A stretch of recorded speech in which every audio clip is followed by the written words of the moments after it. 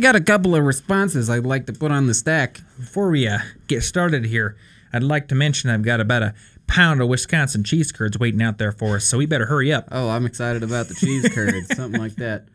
Anyway, Poe's Law. I think this is Poe's Law. It's that, like, there's a point at which a sarcastic thing is indistinguishable from the real thing. Oh, yeah, that might be it. Yeah, I think it's Poe's Law. So they often bring this into discussions when they're talking about building spam filters or comment blacklists or anything of the sort, where they're like, you basically need a general purpose AI that has all the context of the entire human race loaded in its memory to be able to perfectly build a spam filter, or not a spam filter, because you can build a spam filter with Bayesian filtering pretty well. A censorship algorithm. That's easy. Is it easy? I'll do it right now. I'll figure it. We'll code it up on the podcast. I'm going to write it in this notebook. I'm going to write the code in the notebook. Scan the notebook, and then I'm going to compile it.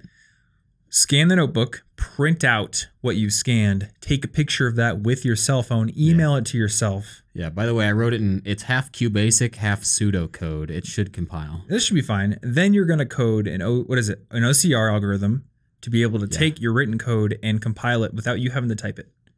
It'll save you so much time in the code editor by making you spend more time. This is now an episode about how to waste a lot of time on problems you probably won't solve.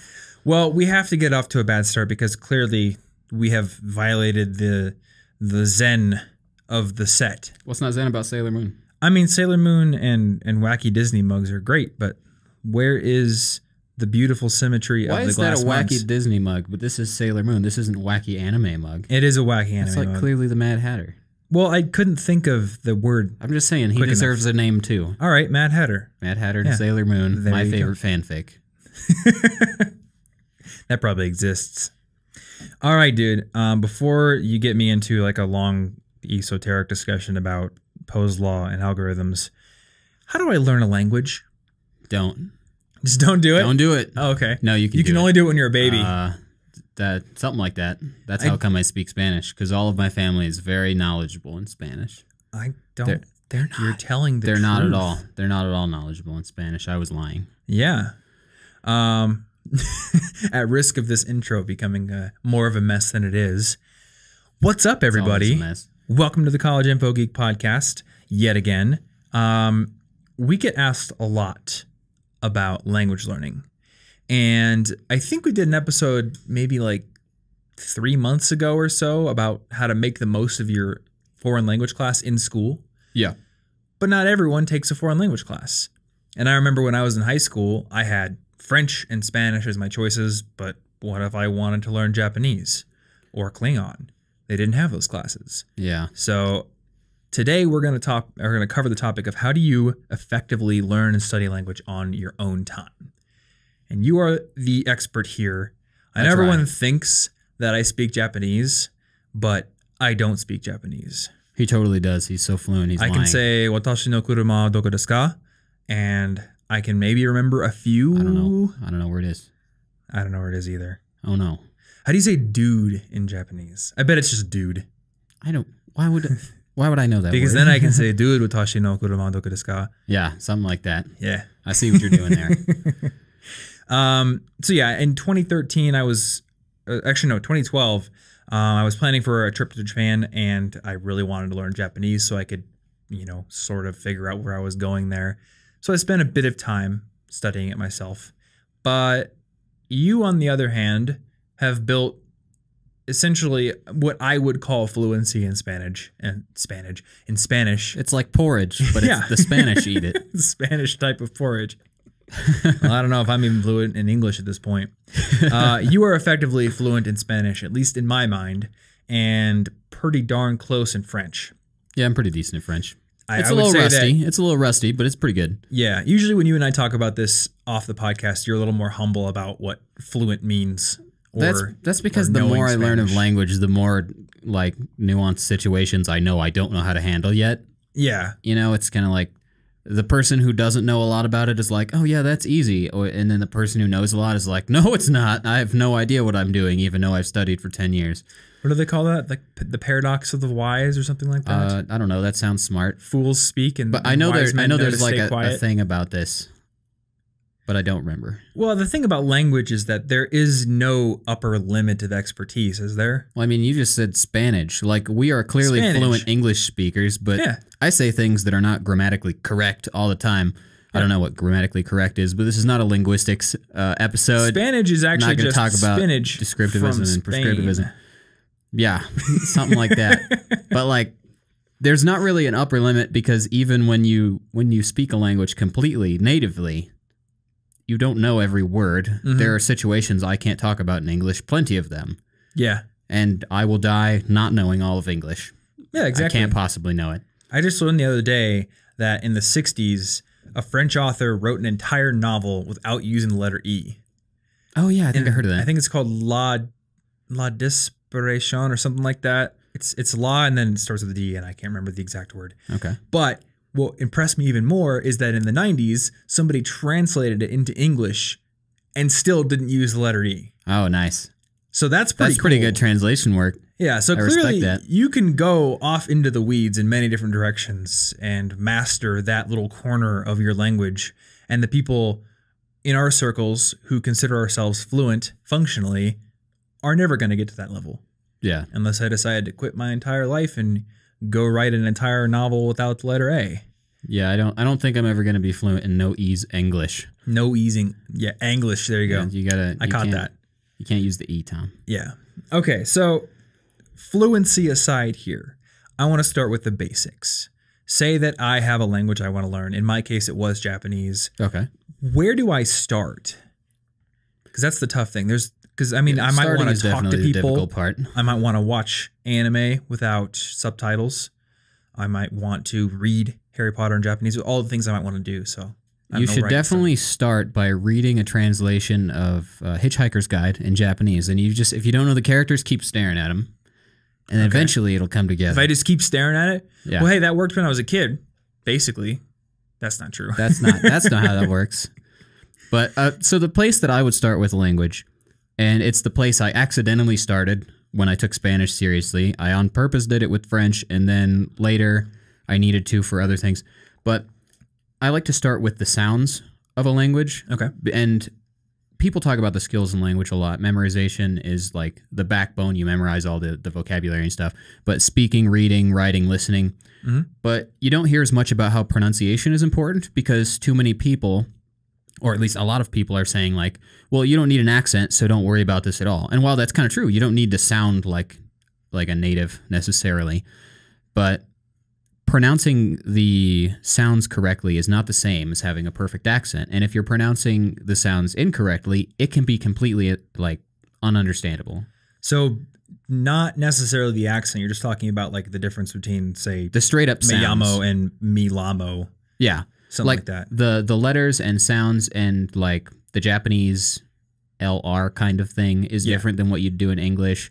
You've got, in Spanish, you've got the double R. You've got ferrocarril. You've got that. That's not a sound that we use in English. So if I tried to start learning Spanish and I had not learned how to hear that sound and how to make that sound, I would have a lot of problems. Okay. So a good example I thought of how to illustrate why this is the case is that, so if I were to watch an anime right now, because I've been studying Japanese, I will probably remember all the character names pretty well. Like, it won't be that difficult. The people? Yeah, the people, the characters, their names. I actually have a lot of trouble remembering character names in anime. Their names are going to sound like something to me. Okay. But when we were at Clyde's not too long ago, we were watching him play this Korean horror game. White Day. Yeah. And the thing is, I could not remember any of their names, even though like I could read them. They weren't that hard looking, but the second they went away, gone. And the thing is, your brain wants to remember what it thinks is important. And if you're interpreting something as gibberish, and it's just like, I don't know what that means, you kind of just filter it through. It doesn't matter. Now, is that game in Japanese? Because I thought it was. No, it's Korean.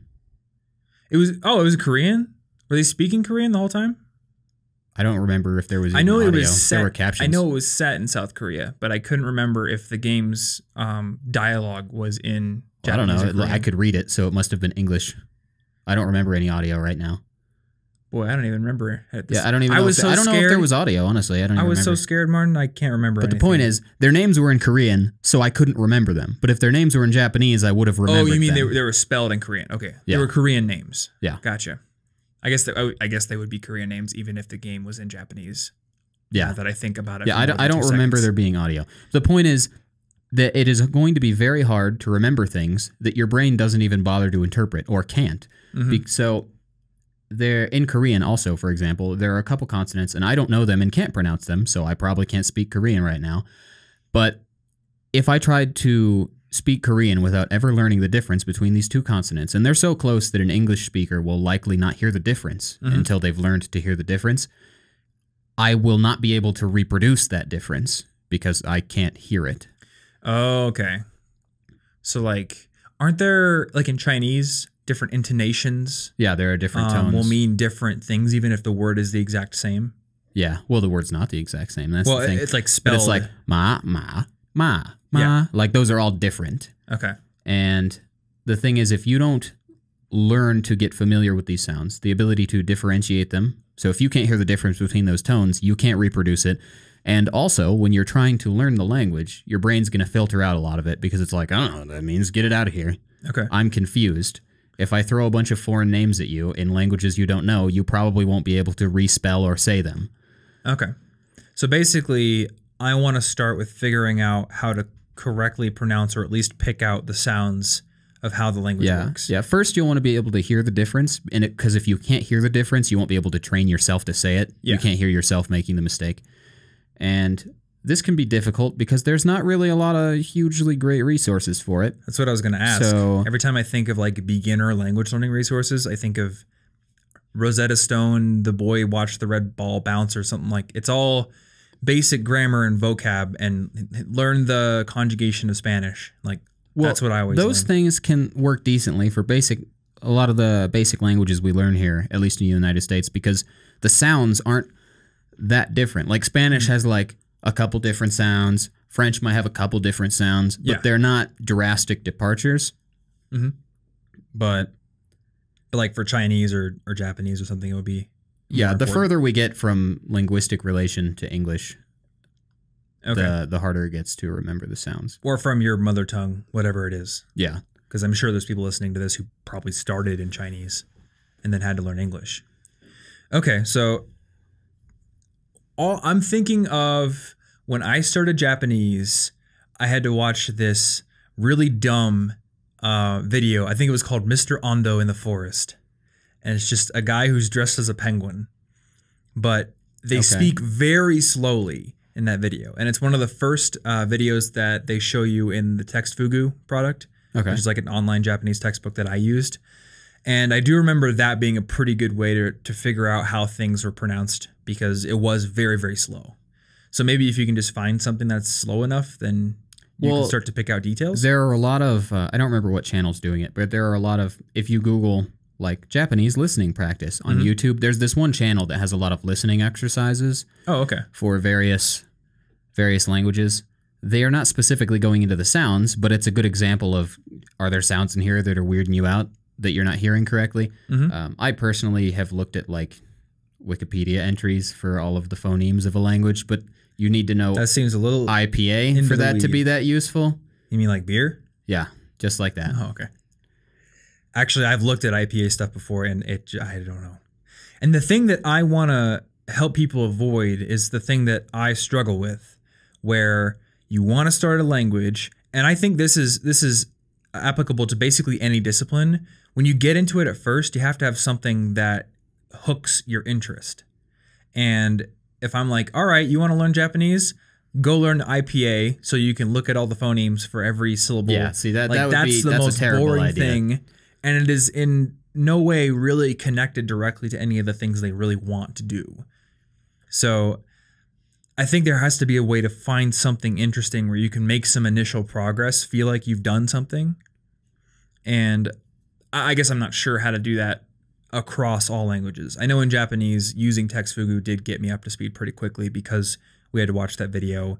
And also the teacher had some videos of his own where he's like, here's how to pronounce the D sound. Here's how to pronounce the R sound. Yeah. Well, I like Duolingo. I like Textfugu and Eto Eto as soon as that's done someday. I like Wanikani. Basically, it doesn't matter that much what one you use as long as you know it's not the final solution to your language learning. It's not going to fix it all by itself. Okay. Duolingo is really useful, and that's what I've been using for Japanese merely because I wanted to test it out and because it's really easy to get feedback and trace my progress. But it doesn't really matter if it's the best resource. Right. As long as I'm getting feedback and as long as I'm doing something. Because as soon as I get through it, I'm just going to switch to something else and continue to do stuff. There's no one resource that's going to magically make you fluent. Okay. Except for humans. Yeah. So I suppose, like, first and foremost, if you want to figure out the sounds, maybe you're studying a language that doesn't have good resources. I think Japanese does. Maybe you're studying Russian or, I don't know, Klingon or something crazy. Would it be useful to just like write down or collect a list of all the major sounds and then just to go out and independently find sources where you can verify what they sound like? I think it would be a decent idea to find words that have those sounds just through. I don't even remember how I found them, but they were pretty basic words, just like zéro and compréhensif and like ferrocarril and things like this. All of these words in other languages with sounds that are kind of hard. And then going to Forvo, which is a website I really like where you can type in basically any word and it will have recordings from native speakers in any language that word appears in. So I could keep listening to native people pronouncing that specific word that's hard for me until the sound kind of sounds more familiar. And once it's familiar, my brain can now use it in words, so I will probably remember them better. Can you download the Forvo files? Like the MP3s? Yes. I believe so. Because if you could do that, then you could make an Anki deck of pronunciations. Yes, that's absolutely what they want you to do. That's what what Gabe Weiner suggests actually in Fluent Forever. Okay. Which is a book that is cool. It's my favorite language learning book because he ended up agreeing also that sounds were a good place to start. So that kind of clicked with me. Gotcha. So I haven't read that book. I did read the Fluent in 3 Months book from Benny Lewis. So the thing he recommends doing, I think, is to like speak from day one, just try to start speaking immediately. Yeah. What are your thoughts on doing that? Well, first, I think that speak from day one is useful but potentially scary. And for those that aren't willing to do that, speak from day 5 or day 10 would also be reasonable. Like, I personally wouldn't go pay for an italki lesson, which is where I get tutors for various languages. I wouldn't go pay for a lesson on day 1 because I would want to at least be able to introduce myself. Okay. But like that's what would make me more comfortable with the lesson. And also because it costs money. So like I love lessons with people and they're very helpful, but I don't ever want to use them as my primary source, at least on the internet, because I don't want to pay that much. That's true, yeah. It would be very expensive to do that. So I'm perfectly comfortable with my previous setup was I've got my little 10, 20 minute, I'll do this 20 minutes a day. It's kind of a maintenance, slow growth situation. And then once a week or once every 2 weeks, I'd have either a half hour or an hour long conversation where I pushed it and tested the stuff I learned and could get feedback from a real person. So speak from day one is cool, but it's not necessary. So if that scares you and that's going to keep you from starting somewhere else, then you don't have to speak from day one, but you should probably select a day on which you're going to speak or just schedule a lesson with somebody that's like 2 weeks from now and say, well, it's too bad I already scheduled it. I guess that's when I'm starting. True. Because the problem comes when you put it off until you're ready to speak with somebody. And you're that's not. Definitely a thing that I did. You're not ready. I kind of convinced myself that I needed to learn all these kanji and all this vocab and everything before I started speaking. It doesn't even make sense because you don't really need kanji to speak in the slightest. It's true, yeah. You don't need them at all. Like, that has nothing to do with your ability to speak the language, only reading and writing. And so, like, all these things, we put all these limits on us, and we're like, yeah, but I don't know all this stuff. I need to know all the 2,000, I don't remember what they call it, kanji that are the important ones, before I can speak.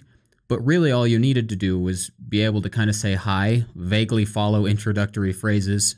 Yeah. And so I believe Benny talks about having a cheat sheet when you want to do this the first time. So it's totally okay. You're not cheating or anything if you have little piece of paper or a document. I usually have a document window up to the side of my lessons because either I've got questions in there I wanted to ask, or if it's a new person, maybe I've got the first couple things I wanted to say to introduce myself, just so I don't forget. Right. Like, oh no, I forgot the word for that, and now I feel really awkward, and this lesson's off to a bad start. That doesn't help. Also because I'd use it to write down any words I learned or anything. So it's kind of like having note cards in a speech. Yeah, you're not cheating for this conversation if you have sentences pre-written. Yeah. Because then you're at least getting used to saying them. Yeah, you're making certain that you're not going to waste your money, really, by not knowing what to say at all and leaving weird, awkward silences. Now, usually the teacher won't let that happen. They're generally pretty good, the ones that I've had at least. Yeah. But if you're scared to have a conversation, it can be good to have a little cheat sheet of good introductory phrases, and it can be good to have a little bit of introduction into the language first if you'd like. Okay. I'm okay with speak from day one if you're the kind of person who wants to do it. But if not, study on Duolingo or Textfugu or something all week and then speak. And then you've got a few sentences to start with. Yeah. And definitely you can work on pronunciation with that teacher as well. So you can be like, here's a sound I found that's kind of hard. Am I doing this right? That would be a useful use of a teacher because you can't get feedback on that by yourself very easy. Yeah. I will say that doing conversations was easily the number one thing that reinvigorated my motivation to keep learning. Like being able to read a couple sentences of Harry Potter in Japanese was cool, and making progress in Wanikani and unlocking levels is cool. But my favorite memory of speaking Japanese is when I went to Epcot, which is part of Disney World. And we went to the Japanese area, went to like the fast food restaurant they have there. And I just had like a tiny 5-minute conversation with the cashier because they hire people from the home country to come run the shops there. Yeah. And that was just like, it was the coolest thing ever. And it wasn't an amazing conversation. It was like in half English, half Japanese, but just being able to say a few sentences in Japanese and have somebody who was a native speaker recognize what I was saying and like see their face light up to see somebody who was learning. That was super cool. Yeah, and that's what language, it's for connecting with people, either through direct people or through literature if that's your thing, but you got to find what you want to do with the language because like I said, speaking, writing, reading, listening, these are all different skills, and each one of those separate skills gets rusty if you don't practice them. Yeah. Like I feel I've got to work on my French pronunciation again because I haven't been working on it very hard. I don't care that much right now, but if I wanted to get back into it, I would need to rebuild skills. Yeah. And you should pick the one that's what situation is important for you, conversations or literature, because those are different things you need to practice. And if you spend all your time on the opposite one because you thought you were supposed to, you're not going to like it. Well, that was my next question. So you said start with pronunciation, but I've seen people on the internet saying like you need to figure out what your goals are in the language and then focus on specific skills based on that. So if I want to watch anime in Japanese or I want to be able to read Russian literature or something, that's different than speaking. So if I'm one of those people, do you think it's still important to learn the pronunciation first? I think that what makes the pronunciation important is that you may not even be able to hear the sound. In your head, you mean? In your head or when they're saying it, you may not recognize what that is. You may not hear the difference. So it's a very important difference. And if you cannot read the little voice in your head that reads most of what you're reading out loud will get tripped up, and that's going to trip you up when you're reading. Okay. Because it's, once again, going to be like, yeah, I mostly know that word, but that word's kind of foreign sounding. And when it's kind of foreign sounding, it doesn't sound normal to your brain, and your brain will not care as much or interpret it as well. Gotcha. It needs to start sounding like your language. Oh, okay, cool. Not your native language, but like a language that you can say, this is part of my identity. This really makes sense to me, and it feels almost like Spanish feels like, I'm not perfect at Spanish. There are so many things I'm not that great at in Spanish, even though I can speak it to a very decent level. But also I'm going to equivocate that down super far because that's how I am with languages. Always the humble one. It feels like if I try to read some stuff in French and then I go over to a Spanish book, it feels like home. Like it suddenly all makes sense. Okay. All the words are there. It's much easier. And it doesn't even feel that hard after French or Japanese. Okay. And you want to get to a point where not every single word is like a terrible challenge for you to sound out in your head. Because even if you don't technically need to, languages were spoken before they were written. It's very important for you to do that. Also, it's going to kind of kill your confidence if you're like, yo, yeah, I totally speak Japanese. I could read. I just read this book. And then somebody asks you the simplest question and you just can't respond because you have zero listening ability. Oh, it's true. Yeah. That's going to make you like, you're going to feel like you don't know it anyway. Even if you could read every bit of Japanese, you're going to be like, well, this still kind of sucks. I can't really talk to anyone about it or show it off or feel that great because I only have the ability that I can do by myself in my room. Yeah, it's true. Oh, and that reminds me of something. So when I interviewed Elizabeth Schotter, who was the speed reading researcher, I think it was like back in episode 93 or back 2. In the 90s. It'll be in the show notes. She talked about this research that was done on subvocalization and how all the speed reading people say you need to eliminate that voice in your head that reads quote unquote out loud while you're reading. And they found that that's not only ineffective to try to do, but also that reading is tied into the speech centers of the brain. Oh, yeah. So I would imagine that if you're learning a brand new language, learning how it sounds and how to make the sounds yourself would actually help your reading ability. Well, imagine I'm reading a Spanish novel and there's dialogue between the characters. Do I really want to hear it in my head as, Hola, me llamo Miguel Juarez? Yeah. I'm not going to be in the story. The environment's ruined in my head. All the characters sound dumb because I can't sound it out at even slightly correct. They're all just using some horrible accent. Yeah. And that's not actually how it sounds. So every time you reinforce that, you're now reinforcing that's how that sounds, brain. That's how Spanish sounds. Okay. So now it's going to be a little bit harder even to... You're making your own weird dialect somehow. Yeah. And that is going to damage your ability to speak with anybody who actually speaks the language, not in your weird head dialect. Right, yeah. Okay, so we've got the pronunciation part down. From there, where are the next steps that you would take to start building a foundation in the language? I would start, as far as grammar and all of that stuff is concerned, literally anywhere. I don't care what it is. Okay. Duolingo, fine. Textfugu, fine. Rosetta Stone, if I didn't have to pay for it, sure, why not for a little bit? But it's not, none of these are the final answer. And that is the biggest thing, is that you need to start now. And independently learning is difficult because you're not getting grades, you're not getting timed assignments. Yeah. One of the most important things is remaining motivated and disciplined yourself. Okay. And that can be hard because language is huge. It is this huge, abstract, I will never 100% this skill, no matter how hard I try, because somebody on the other side of the world is going to invent some new stupid word for hipster kids to use, and I'm not going to know that one, so I can't 100% them.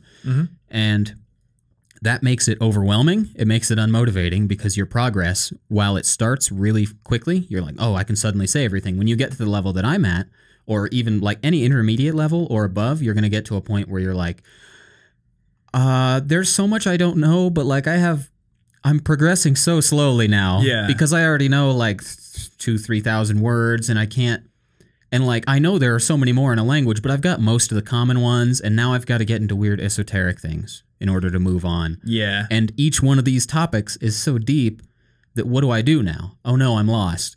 So I guess like in the beginning, you're learning the easy stuff, but also if I know one word and I learn a new word, I now know 200%. Yeah, you now know twice as many. Or twice as many. Well, if I learn all the colors today and I learn all the numbers tomorrow and I learn all of, like, there are so many easy places to start that are part of your daily life. Cooking and food types. Some of the first stuff you learn is very common. It's very easy and you make quick progress. You get good feedback. You say, oh yeah, I totally know the word for jacket.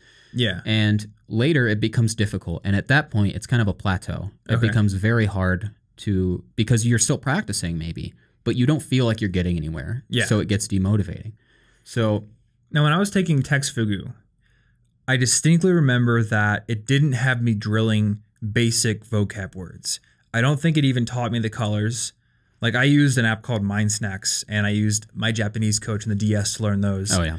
The first thing, if I remember correctly, that it had me do was it told me to write out like 10 or 20 sentences about a topic that I cared about, or find maybe 10 or 20 words. So I was just like, all right, I have college info geek, so college is my topic. And then I went and found, or I just wrote down like teacher, student, classroom, all that stuff.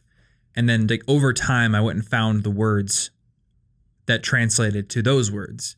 instead of just going with red, blue, ball, boy, girl, that stuff. Yeah, so you're using words that actually matter to you. And just like your brain interprets things that seem important better, those are important to you intrinsically because of your interests. The same way that a word you can actually make sense of is more important to you than like gibberish.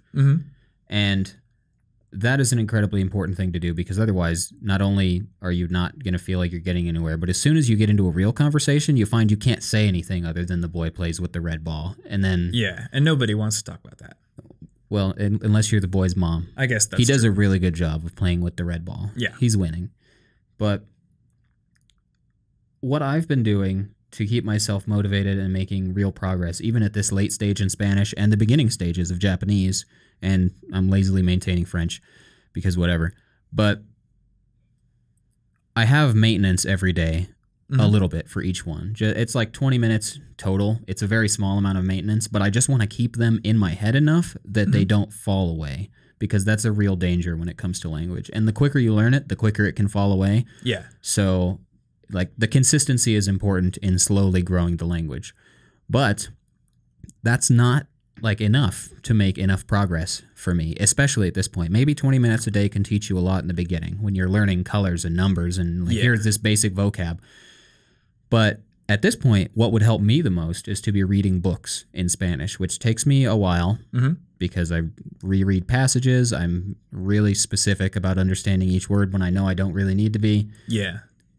And that takes time. So what I've been doing is I'll have my maintenance every day so that I'm not afraid I'm going to lose them. But then I'll have 30-day challenges with a short-term, more concrete goal. And I make it an input-based goal so I can't fail it if I did what I was supposed to, but with a bonus output goal. So like I'm going to read Spanish 40 minutes every day this month, but hopefully I can finish 2 books. And I finished the second book like 3 or 4 days after that challenge was over. But I still succeeded because I read Spanish for 40 minutes every day. And you're going to learn more when you can push your skills to the limit. Yeah.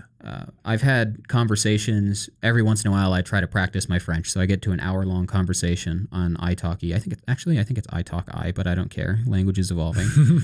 And basically, my brain feels like it's melting after that. Yeah. In fact, that's how I felt after one of my Japanese lessons because I remember tweeting that my brain is melting in Japanese right after. I remember seeing that. But like I couldn't think at all. I got to the point in the French one where I couldn't even say bye in French. Like the simplest thing because I was just like, I got nothing. I can't think anymore. And my French grows more from that than it does from like reviewing 5 sentences and saying, yep, I did it today. 15 minutes a day. It's that easy. Maybe there's a rule that we can kind of enshrine here then. If you want to learn a language on your own or at all, then you should be frequently experiencing these moments of brain melt. Yeah, I think you got to push yourself because you can make really slow and steady progress. But the thing is, languages are so huge that you're basically going to get to a point where you're only maintaining your old stuff and you're not growing. You want to have challenges. Like, I'm going to learn how to talk about this topic this month. So every day I'm going to learn 2 or 3 words, or I'm going to put them into Anki or something, some sort of vocabulary system, or I'm going to read, or I'm going to have conversations, or I'm going to just anything. Or you could write a blog on it. I'm going to watch episodes of Pokemon in Spanish every day because that will help my listening because there are no captions. I think trying to create something could be pretty helpful because then you're attacking it from a totally different angle. Like, trying to write something off the top of your head, and maybe you can't do it in Spanish right away, but maybe you want to say, okay, I want to write about hockey, and no words in Spanish about hockey, but you can string together a sentence in your native language about how to buy skates or the proper passing technique or something. Yeah. From there, you could go build that sentence in Spanish, and maybe it's going to be totally wrong, but it's a different sort of exercise than like looking at something someone's already made and having to translate it or going through a pre-built lesson. It's like the act of creation stretches your brain in a different way. Yeah. It's the same reason that Gabe Weiner in Fluent Forever suggests making your own Anki flashcards as opposed to downloading a deck with 5,000 words in it because you made the connections and the making of those connections also helps you learn it. I think making those connections gives you insights that you would never get like when I was on the plane home on Monday, I saw this girl next to me playing Sudoku. And I don't even know if I pronounced that word right. Sudoku, I think it is. Yeah. And she had a book of them. And I was like, I kind of wish I could do that right now. But I don't have any Sudoku apps. I don't have it on my computer or anything like that. So I just got out my piece of notebook paper and I was like, how do you make a Sudoku puzzle? And I'm like, I have no idea how to do it. But obviously somebody at some point in history figured out how to make these valid. Yeah. And then have figured out how to make them challenging for other people. So I was like, all right, I'm going to challenge myself to figure out how you make a valid Sudoku puzzle from scratch. And I sat there and I made one and I got like 5 boxes in and then I screwed up and I realized I had totally messed it up. So then I was like, all right, let's do it as simple as possible. 1, 2, 3, 4, 5, 6, 7, 8, 9 across the top row. And then I fill in the first box like totally linear, just the easiest thing possible. And fill out that box. And I was like, okay, that one's valid. I figured that out. All right, so there's relationships between the numbers that make this work. And then I started doing that with more random numbers, screwed it up again, got one that's very close to being done. And I haven't figured it out completely yet because the plane landed. But by the end of that plane ride, I had some insights into how you construct these puzzles that I would never have gotten just by playing the game and trying to figure out a pre-built puzzle. Because I was attacking it from a totally different angle. Yeah. And I bet it's the same in language learning. If you are trying to write or come up with an original thought and construct it, it's different than just answering a question or a quiz, you know? Yeah. And that's why I like to have the conversations frequently, because I'll come in with like a new topic I learned to talk about and I'll try to like bring up this little grammatical thing I want to try out, see if I can use this, and then see if they say anything. Yeah. And then if you want to do it with writing, italki also has an area where you can put the writing and have people correct it. Oh, cool. Or you can give the writing to your tutor if you trust their feedback. Yeah. There's also Lang-8, which is, I think, more specifically for the writing that I used to use. I've used that one. And is that one's for all languages or is it just for Japanese? It's just like whatever. Oh, okay. It was recommended by the Taxfugu people. Yeah, so it's just like native speakers correct stuff. So that would be a good way if you wrote about hockey or something. You could take your resulting Spanish text, go over to Lang-8, find a partner, and then they could correct it for you. Yeah. And then you could see, all right, now I understand why I made those mistakes. Yeah. Which would probably reinforce them better than if you just were presented the rule without first screwing something up. Yeah. And if you didn't know what to write about, you could just try to translate. You could find an article about the latest hockey game and just try to loosely translate what happened into the language.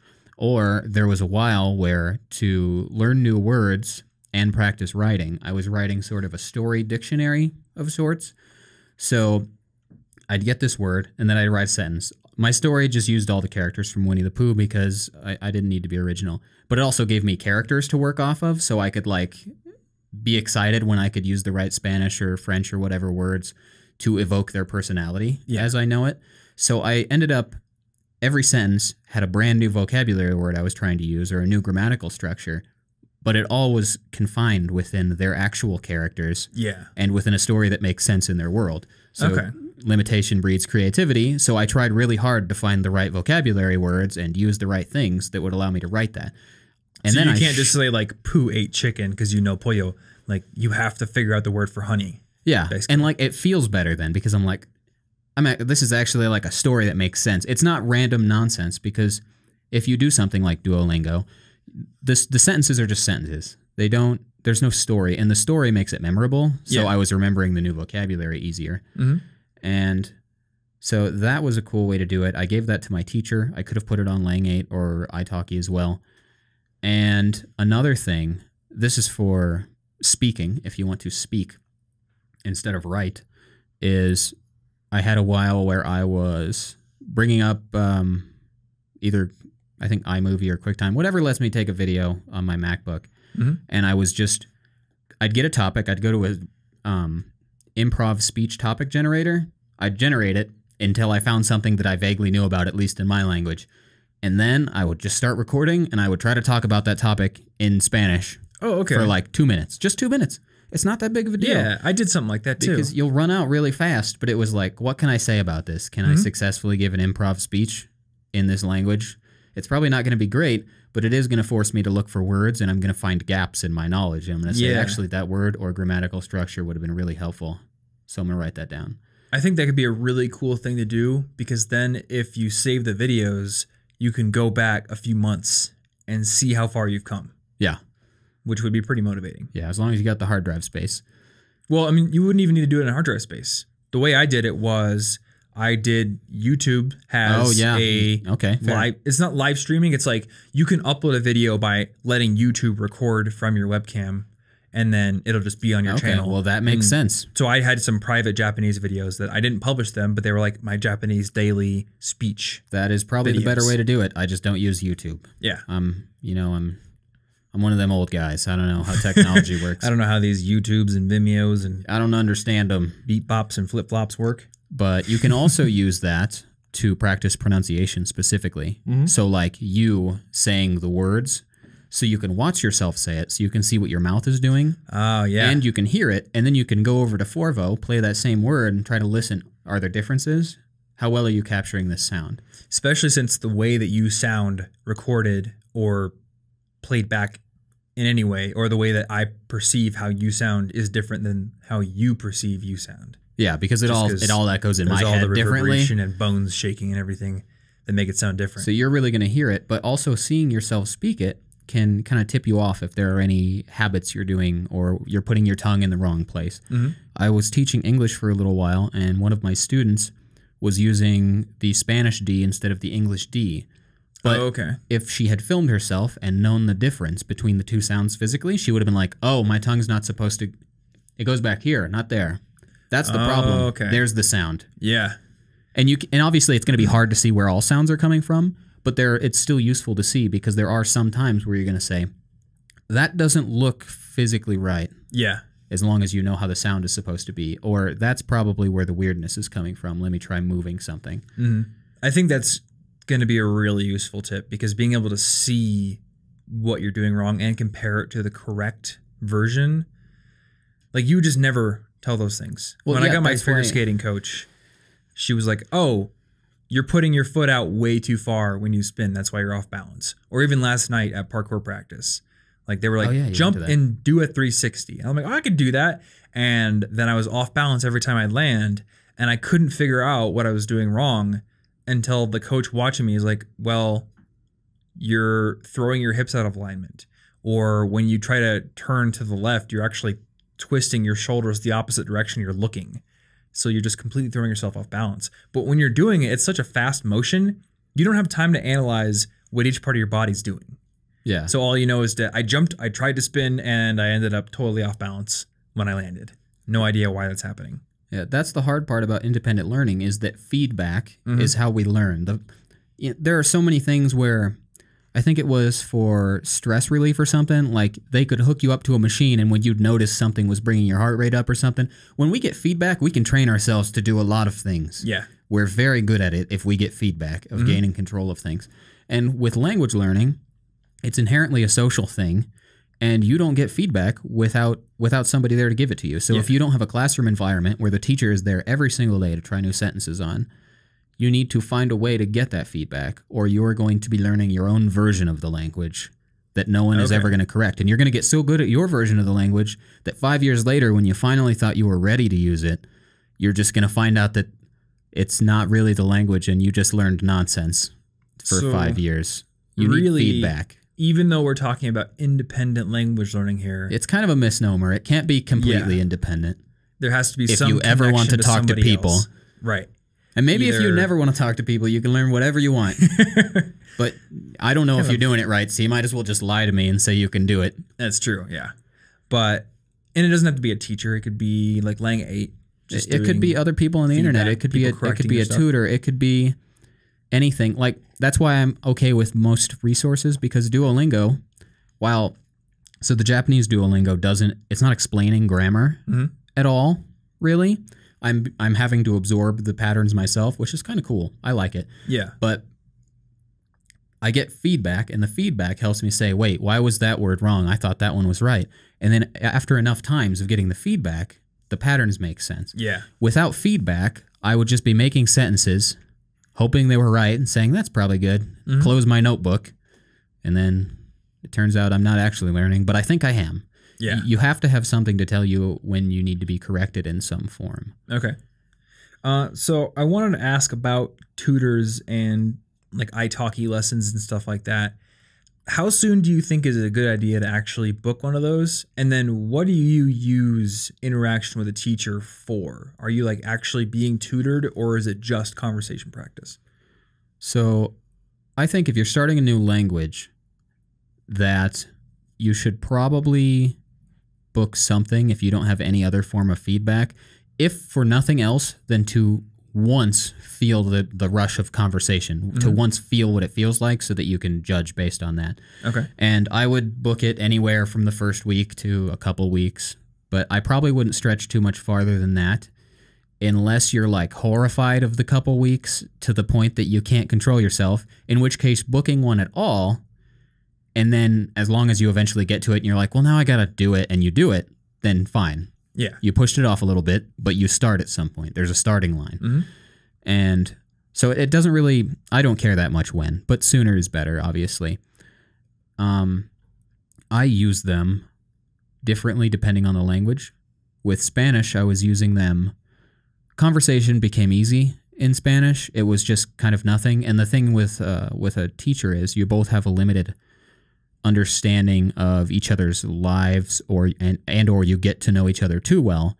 Your conversations might be the same thing. You might do the same kind of routine every time before you get into it. So I was using my teacher to study advanced grammar and improve my vocabulary so that I knew more literary words as opposed to the obvious one. Okay. And so what does that mean in terms of the actual conversation with them? That was more like actually teaching. So she's like, let's talk about these words today. She was like, we're going to practice this new grammatical structure or this type of vocabulary. We're going to expand emotions so that you're not just saying happy, sad. You're saying a bunch of fancy stuff. So she had a set idea of what she wanted you to learn. Yeah. Whereas in French, usually I'm just like, I just want a conversation. I'm feeling a little rusty. I just want to talk, and I'll just talk about anything. And then in Japanese, it was some initial grammar at first with the teacher that I had, because I didn't know enough for just a regular conversation. Yeah. I knew enough for the small parts, but not enough to last a half hour or an hour based on conversational stuff alone. And what was I going to say? I don't even know. Brain fart? Oh, no. Well, hold that thought. Maybe it'll come back. Probably. I was going to ask, other than booking a lesson like on italki or any other language learning site, I don't know of any other ones, where else do you go for conversation practice? You can find something on meetup.com. There's a Spanish meetup I've been going to. There's a French one that I keep trying to go to, but divine intervention or something keeps me from going to it all the time for months. Yeah. So meetup's pretty cool. Libraries frequently have some sort of language group meeting at them. That's a good place to check out. Are there any like online sites where you can just talk with a person that isn't paid? You can on italki, actually. I didn't mention that. Oh, really? So you can get language partners where you kind of talk to each other in each other's language. Okay. Like you take turns. We're going to talk in English now so that they can practice. Then we're going to talk in Japanese so that you can practice. Gotcha. So you can do that. Is that free? Yeah. Cool. Yeah. So basically italki only charges you for lessons with tutors? Yeah, when you're paying for a professional teacher or a tutor. Gotcha. But you don't have to pay to use it. Oh, no. The one I used to use, I don't think exists anymore. That's why I can't remember its name. But the one I first started on is gone. Oh, it's on the tip of my tongue, too. I think I know what you're talking about, and I just There's one I used to use. I was really excited about it. It's dead now, so I can't. But hey, if it's dead, it doesn't matter. No reason for us to even talk about it. It doesn't matter.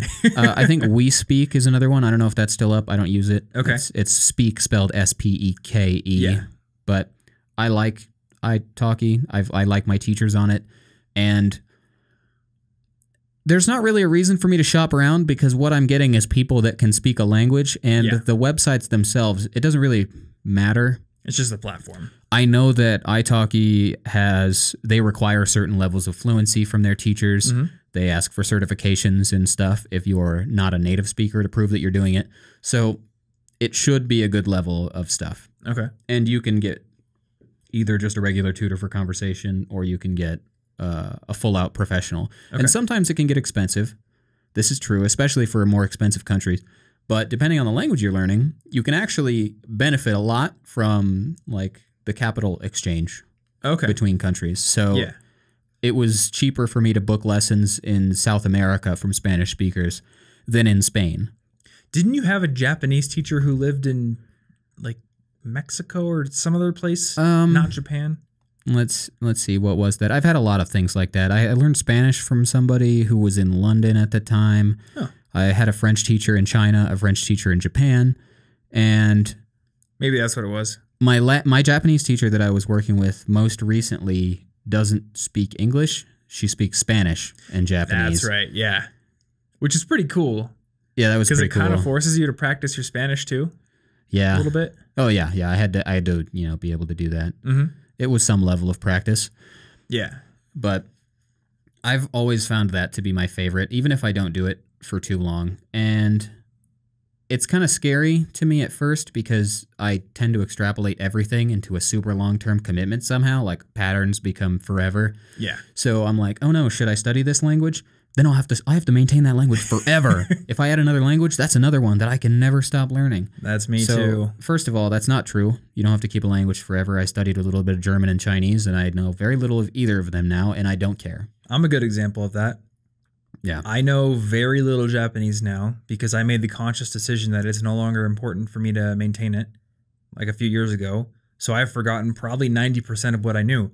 And if I decided today to start studying in earnest, I know it would come back because I know how spaced repetition works. But if I don't do that, it's not coming back. And that's okay with me because I have changed my goals. Yeah. And I live a life now that does not require me to be fluent in Japanese. Yeah. So the whole lifelong commitment thing may keep you from acting on either the language choosing or the teacher. So I'd like to point out that in order to not freak out about this all the time like I used to, it would be totally okay to, date your language. What if you're like, I'm not sure between these two, which one I should learn? Learn each one for like a month. Do a 30-day challenge on each one. And then after that, be like, you know what? I didn't really like that one as much. Yeah. I'm going to pick this one. It's okay to drop something. Yeah. It's not going to kill you. Same thing with teachers. Book a lesson, and if you don't like them, book a lesson with a couple other people. Okay, yeah. Kind of pick which one you're going to continue with. It's the essentialist's commitment to initial exploration. Yeah, you have to try things out. And if you're like, but if I get this teacher and I don't like them, I'm going to have to go on forever and ever and ever and ever and ever, or I'm going to have to maintain this language forever, or else I'm not going to have any skills. You can just try it out. Yeah. Picking a language is important because if you do want to keep it, it is a lifelong commitment if you don't ever want to drop it at any point. Mm-hmm. So you should make sure that you want to learn it for some reason. Even if the motivation is extrinsic, even if it's like a job requirement, you want to make intrinsic motivation somehow because your job can change. Now you're halfway through Chinese, your job just changed, you don't need it. Yeah. Gone. You just wasted a bunch of time. Okay. So you want to find a way to connect it to yourself so that you care, so that you can commit for longer. Yeah. By, I don't know, listening to music, reading books. I watched Pokemon almost exclusively in Spanish for X and Y and XYZ. So you watched the new stuff without ever having watched it in English? No, I never watched it. Well, I watched the ending of XYZ in English because I got tired of waiting for the Spanish episodes to come out. But and by the time for the most part, but I watched like 80 episodes of those things in Spanish. That's pretty awesome.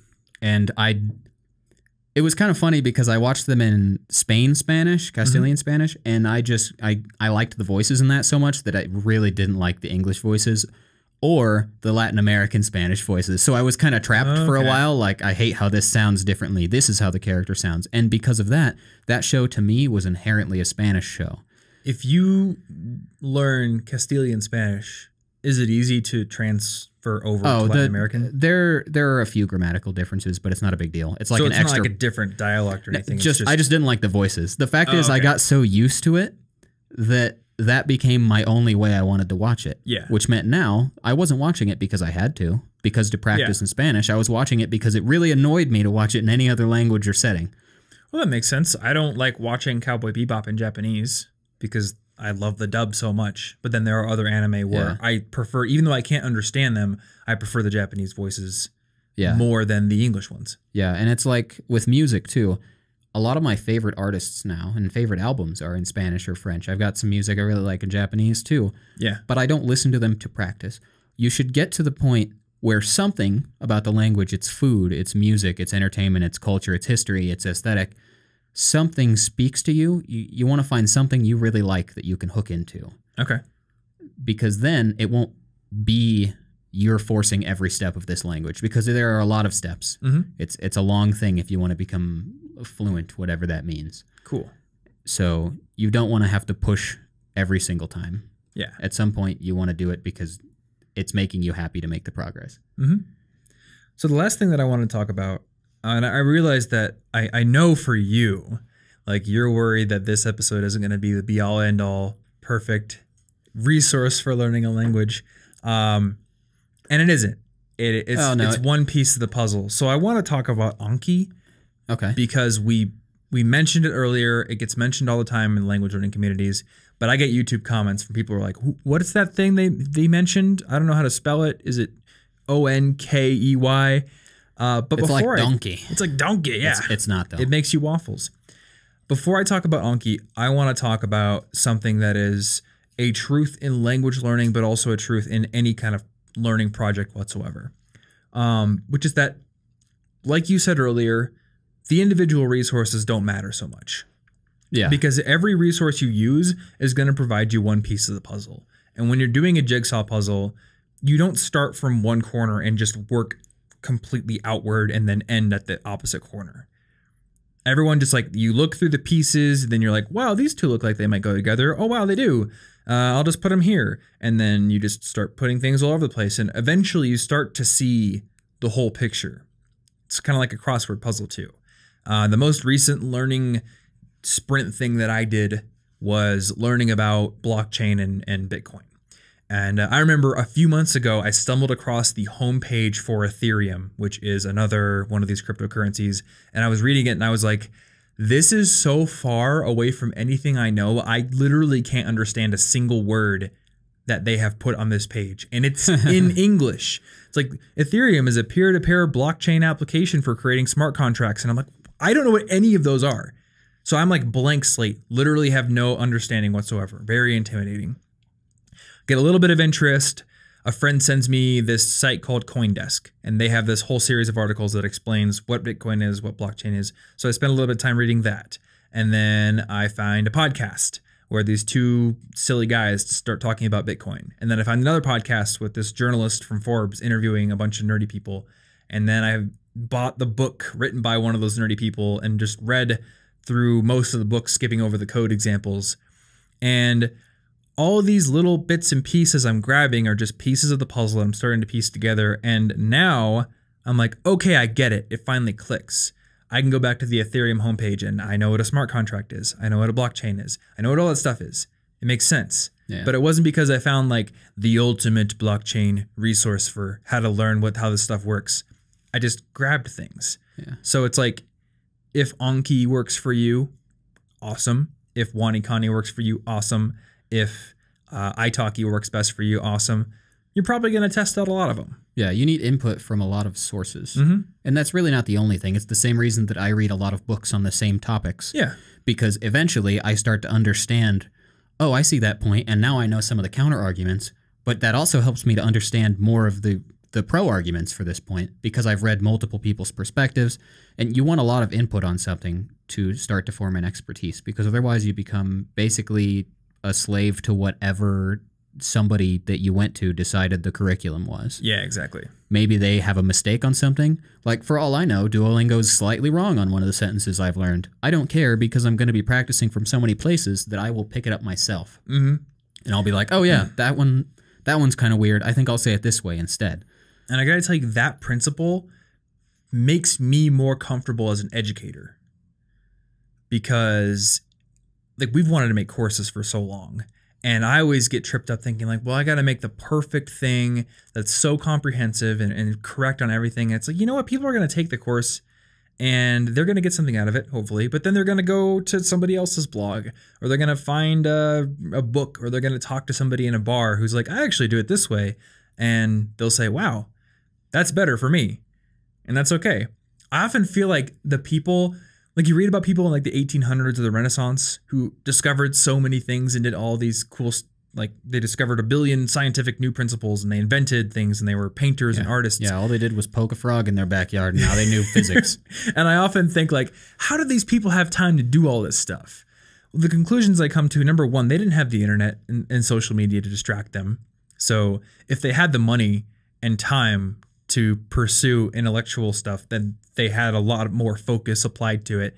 But the other thing is I feel like they were a lot less worried about the internet pointing out their mistakes immediately, so they could just focus on discovering things and then postulating a theory. And, you know, maybe 100 years later, someone's like, actually, that theory is wrong on that point. And then they fix it. Yeah, but making mistakes is how you learn. That's why that's actually kind of why I don't care that Duolingo doesn't have any explanations on grammar right now. Because after this, maybe I'll glance through text fugu again, or maybe I'll look at something else. But for now, I'm like, I'm going to keep messing this sentence up over and over until I figured out why that pronoun or that particle is used the way it is. Yeah. Yeah, and I feel like that, I don't know. We don't give enough time to exploration because we're so worried about the result that we learned a language. But the thing is, learning is forever. You just said you didn't know blockchain stuff in English. I still don't. We're both fluent English speakers. We're not done learning. That's true. That's a new word. There is always something. So that rant over Anki. This is an app spelled Anki. Yes. And it's an app that's open source, I think, and it is free on every platform except for the iPhone. That's because on the iPhone it's the official one from the dude, and he's using that to fund server costs. Yeah, he uses the cost of the else iPhone is free. app. It's all free, but on the iPhone it's like $25. But he also made the web version, which you can use on the iPhone in Safari, free. So if you wanted to like support it, you could buy the iPhone. It's just app. like gotta pay for the server somehow. But this is a really good app for learning the vocab, for learning pronunciation, for learning really anything that you can turn into a flashcard, essentially. Yeah. So Anki is a flashcard app that uses what's called spaced repetition. And what this means is that it will show you cards that you know well far less often than cards that you don't know well. And this basically leverages the spacing effect, which is something in brain science that is demonstrated to show that basically your brain learns something better if it is quizzed on it and forced to recall it close to the time that it would forget it. Yeah. So if I really know the word for chicken in Spanish, it's going to quiz me on it maybe 6 months from now. But if I just learn the word for microphone today, then it's probably going to quiz me on it tomorrow because I haven't really solidly encoded it. Yeah. And this has the dual effect of making your study efficient because you're only studying the words that you need to recall now, and also helps you learn them more effectively because you are being forced to recall them at the most difficult time. And if you can make a flashcard out of it, then a computer can build an algorithm to run this spacing for you. If you can't make a flashcard out of it, like with conversation or like with something in sports, it's a little bit more just like, all right, I practiced kickflips for 20 minutes today. I'm going to come back to it next week instead of like doing it every single day. Yeah. So it's a very useful app to use. Like we mentioned earlier, you could take the MP3s from Forvo and create a pronunciation deck. You could create a vocab deck. I recommend creating a deck that is full of words that you like or that are interesting to you in some way. You had a post that you wrote a few years ago about a technique called OVA. Yeah. Which was pretty cool. Basically just like, what was it? Just taking things from your environment and then learning the words for those things? Yeah, it was basically walking around my daily life on campus and being like, sidewalk. Do I know the word for sidewalk? Squirrel, tree, bush, beard, backpack. Yeah. Door. Because the things I see in my daily life are the things I would need to talk about in my daily life. Yeah. Because like fluent is more or less, can you speak as well as the average speaker of a language? Not the Nobel Prize for Literature winner from that language. Yeah. Just the average person. And the there average is no person set of is words not, for average because every average speaker has their own context where they live. Yeah. So you're like wanting to learn what would your life need. And at some point, if you do that long enough, you should theoretically know most of the words that are part of your daily life, which means you'd be able to go the whole day without using English. Yeah. And that's organic vocabulary acquisition, right? Yeah. Cool. Yeah, I just named it OVA because HOVA just, Made me remember it. There you go. There's a little mnemonic. It does make it memorable. So we can link to that post in the show notes. There is a danger with Anki, though, and it is... Anki overload? Yeah, don't put too many cards in there. I was reading a book, and I kept trying to find I would try to write down every word that I thought would be useful in the future, and then I would put it in later. But then I'd have a list of like 50 words from this incredibly hard chapter. Yeah. And then I'd never want to put them in. So then next time, I'd have 100 words because I hadn't put the old ones in. Mm-hmm. And, well, that just feels terrible. It's okay to not know some words. Yeah, that's totally fine. There are plenty of words. As long as you can learn to... An important skill in language is learning how to talk around what you need, to learn how to describe it. So if I didn't know the word for refrigerator and I was talking to somebody and I really needed it, if I could say, that box that makes food cold, that would function. And then I would learn the word for refrigerator then when they told me, oh, that. And I would go, oh, nice. And then I might remember it because I have a memory of a person telling me what it really was. It's okay to learn the words as you go. You will never be ready for a conversation. You are always learning during it. That gives me an idea.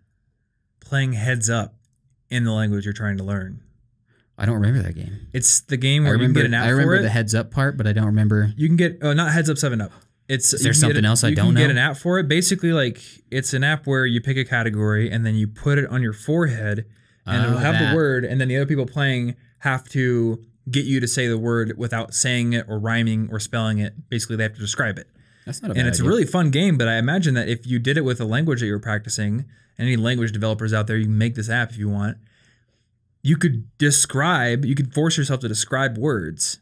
That would be a pretty good skill because you'll never know every word, but the basic average words will likely, like I can say box that makes food cold. Mm-hmm. Those are all very common words. Yeah. So if I didn't know refrigerator, I could get through that conversation. They would teach me the word and I could move on. Mm-hmm. If you ever think you'll know all the vocab, unless you're going to be a doctor in the other language, it's okay to not know the words yet. Yeah. I forget words on this podcast all the time. Yeah. Spanish. Yep. It's a good word. I make up words. And I do have one rebuttal to the thing about Anki overload. Okay. Because that is a common thing that people will bring up online to say why you shouldn't use Anki. And I think we were talking about this on another podcast at one point, and you said there's going to eventually come a point in your language learning journey where you might kind of abandon Anki, or you'll reduce its importance in your practice schedule because you're reading books now, or you're having full conversations now. So it's a stepping stone. And the fact that it has the potential to become overwhelming eventually doesn't mean that it isn't useful at first. Just like it's very I can't useful. win the Tour de France with training wheels on, but that doesn't mean I shouldn't use them. If you can't ride first. a bike, you should probably try it out first. Yeah, Anki is fine. Just don't try to 100% vocabulary. Right. And if it is overwhelming someday, solve it then. Mm-hmm. You don't need to solve everything preemptively. Solving everything preemptively is a good recipe for paralysis. Yes, it is. Like, we've learned this in our business. We can't just, like, why would I try to figure out how to pay 100 employees now? No, that would be dumb. That's like... That'd be a waste of time. I don't know if we'll ever have 100 employees. And if we do, that's several years down the line. It's just another example of you can't be prepared all the time. Don't try to be prepared for everything you can't be. Yeah, exactly. And as far as the Anki thing goes, that part of the conversation you're referring to, I was saying that in the beginning, you don't know enough to like live in that environment and have full conversations in that environment. So you're kind of in an artificial language bubble where you do contrived sentences. You're in limited conversations that are meant to help you learn. Yeah. And things like that. And then later you get to a point where you don't need to practice that stuff as much, because if you're reading books and watching movies and having full conversations, you pick up words naturally. I didn't drill like thousands of flashcards in English. What happened was, as soon as I could learn English to a certain degree, I just kept picking up words when they were important. Yeah. And when they weren't important and I heard them once, they fell away. But if they're important, they'll come back and then I will remember them. So don't worry about Anki being like a lifelong commitment, because I'm barely using it for Spanish, just like a couple words here and there that I keep forgetting. For the most part, the world will give you your spaced repetition in the form of how often that word comes up in your life. Yeah, it's very true. Many people learned languages before Anki was invented. Many people. A lot of them. It turns out. So that being said, Anki is very useful and the way that it leverages the spacing effect can help you to learn It faster. is a great part of the artificial environment that forces the word into your life when it otherwise wouldn't have been, because maybe I didn't need to use the Spanish word for red next time for the next 3 weeks, but Anki will say that's important, so we're going to pretend you needed it and show it to you again, and now you're going to remember. So in the show notes for this episode, I can link to the resources we've talked about, but because I've only learned Japanese and you've only learned Spanish and French and Japanese to any like hardcore degree, we obviously didn't mention a lot of the resources that somebody who might want to be learning, Russian or German or any other language could use. And we couldn't because we don't know about them. Oh, yeah. But is there anything that you know of that like lists or centralizes the resources that people could find? I think there's like Reddits. Yeah, maybe. I think I once saw a pretty good list of resources on a specific subreddit. I can try to find that. Oh, is it the language learning subreddit? I mean, that seems like the probable place I would look first. Yes, but one of them had like a guide with like it's their wiki. Big list of things. Yeah, it's the r/language learning wiki. They have like a whole list of tools. Cool. And then is there anything else? Like maybe Benny's blog or anything? Well, I mean, Benny's blog is cool. There are several books that I like for language learning because learning how language functions helps me to pick out patterns faster. Okay. So Fluent in 3 Months, Benny Lewis's book, is a good book. Fluent Forever, Gabe Weiner, good book. And they both slightly differ in what they say. So like getting the input from multiple sources is useful. Yeah.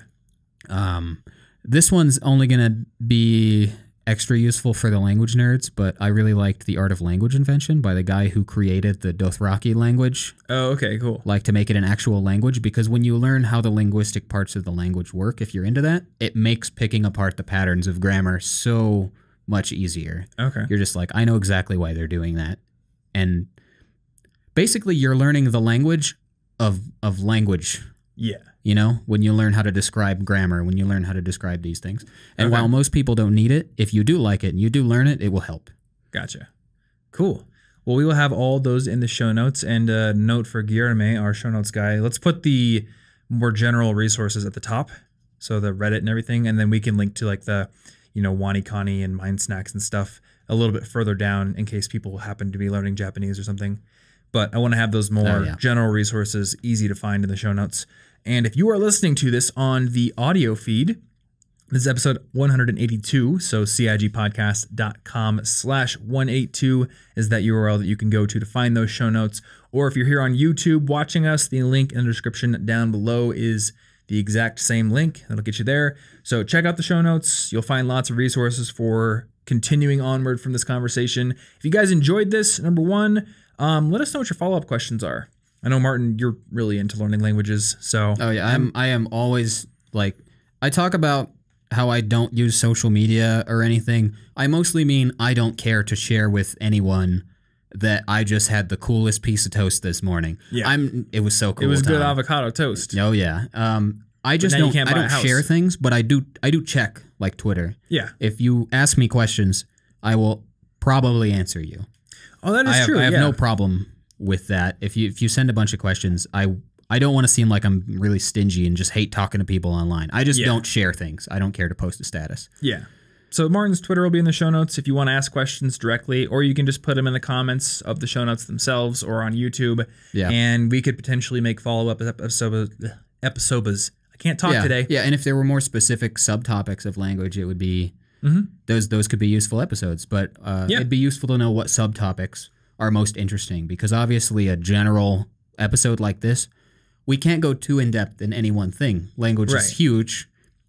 It's an overview. And I'd like to get questions from people who are learning at the moment, because as somebody who has abandoned my language learning, I can come up with a good outline, but there aren't the burning questions there for me that somebody who's struggling with Japanese right now might be having. So, yeah, and I'm sure that I find a lot of this way more innate than it should be after a billion years of learning stuff. So please send questions. They're probably not obvious to us. So I didn't keep enough of everything that was said in my head together to make a full recap, but I did have 4 big lessons that I wanted to remind everyone of that I took from this show. Cool. Number 1, it's a puzzle. You're piecing it together. all over the place. So again, don't worry about finding the perfect resource, even though we're trying to list off a bunch puzzle here. Doesn't have a perfect starting place. It doesn't. Nope. I mean, you probably should start at the edges, but you don't have to, though. Just start putting things together. Number 2, when you're learning a language, you should have frequent periods where your brain has melted. If you find that you're just maintaining things and it's like, oh, 20 minutes a day, I did my Ankis, you're not going to progress. So yeah, you got to push hard. And then you feel like you accomplished something. If you make a little 2-week or a month-long challenge, and you're like, I read a book this month in another language. Yeah. If you feel good about it, it'll keep you moving forward. If you feel like you're stagnating, you're going to feel bad, and then you're going to stagnate more. So then you're going to feel bad, and then you're going to stagnate more, etc. Yeah. It's going to be no good. Number 3, the Latin scholars out there might disagree with me, but language learning at some point needs to be a social experience where you get feedback from somebody who knows more than you, so you can identify your mistakes and so you can connect with another human being. That's a decent idea. Yeah, interesting people out there. Yeah. And then number 4, find a way to connect the language you're studying to something you care about, whether it's watching Pokemon or reading a book or planning a trip to the country that speaks the language that you're trying to learn. Something that gets your interest up and your motivation high, because it is going to be a slog. At times. Yeah, there's going to be a point where the learning slows down and it feels lame. So you need to be motivated then. Yep. Cool. So those are the 4 lessons. Once again, cigpodcast.com/182 to find those show notes. You will also find a link to rate and review this show on iTunes, which is a great way to do so. And if you're watching this on YouTube and you're thinking to yourself, man, it would be great to be able to go for a 50-mile bike ride while listening to these guys. I don't know, just something I like to do. Yeah. On iTunes, you can also subscribe to the podcast. If you have Apple Podcasts on your iPhone, you can do it there very easily, or Google Play on your Android phone, and then you can take us on the road. Other than that, I think we are done. So thanks for hanging out with us, and we will see you as always in the next episode. Stay cute.